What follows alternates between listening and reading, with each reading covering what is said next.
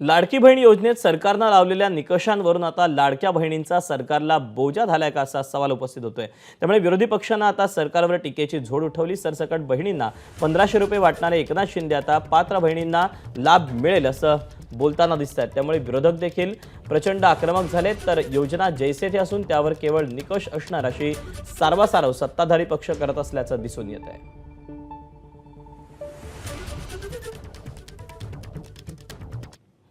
सत्ताधाऱ्यांचं यावर काय म्हणणं आहे आपण पाहूया। कर्जमाफी हा विषय सहकार विभागामध्ये येतो।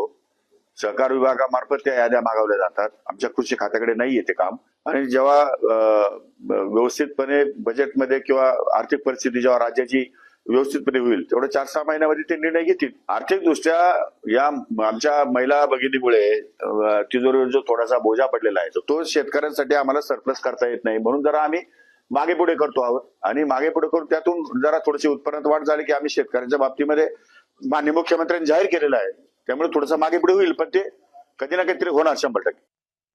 नुसता संभ्रम तयार करतायत।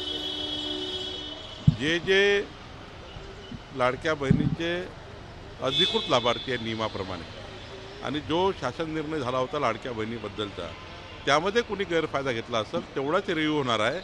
बाकी योजना जशी आहे तशीच आहे, तशीच चालणार आहे। लाडकी बहीण योजना जेव्हा सुरू करत होतो तेव्हाही टीका केली, पैसे मिळणार नाहीत, फक्त हे चुनावी जुमला आहे। अरे 5 इन्स्टॉलमेंट दिले, 6वा इन्स्टॉलमेंट पण आमचा दिला। ते विरोधक चारी मुंड्याचीच झाले आणि आता परत म्हणतात की याची एवढंच मी आपल्याला सांगतो, पात्र लाडकी बहीण या योजनेपासून वंचित राहणार नाही, बिलकुल राहणार नाही। हा पूर्णपणे त्या लाडक्या बहिणींना मी शब्द देऊ इच्छितो। तर विरोधकांनी देखील या सगळ्याबाबत टीकास्त्र टाकताना काय म्हटलंय तेही पाहूया। की महाराष्ट्रात ज्या लाडक्या बहिणी आहेत त्यातल्या कुठल्याही बहिणीचं हे जे 1500 रुपयाचा जो दर महिन्याला मदत मिळते किंवा त्यांना सरकार देऊ करते ती कुठल्याही महाराष्ट्रातल्या बहिणींचं कमी होऊ नये। आणि जर सरकारला अटी शर्ती घालायची असेल तर इथून पुढं लाडक्या बहिणीचे काय हाल होतील आता बघा ना जरा।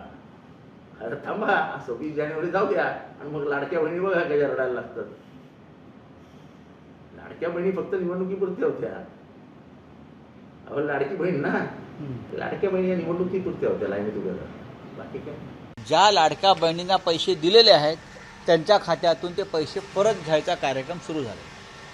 ही अत्यंत गंभीर बाब आहे। निवडणुकीच्या आधी तुम्ही पैसे दिलेत मतांसाठी, त्यांची मतं घेतलीत बहिणींची, आणि आता तुमचं काम झाल्यावर त्या बहिणींच्या खात्यातून पैसे परत काढतात काही कारणानं, तेव्हा तुम्हाला कळलं नाही का पैसे देताना त्याच्यामध्ये काही त्रुटी आहेत, काही चुका आहेत, काही खोटी कागदपत्र आहेत, तेव्हा तुम्ही धडाधड पैसे दिले। राज्यामध्ये फार मोठी वित्तीय तूट आहे, राज्य आर्थिक संकटात आहे, हे आम्ही वारंवार सांगतो। एबीपी माझा, उघडा डोळे बघा नीट।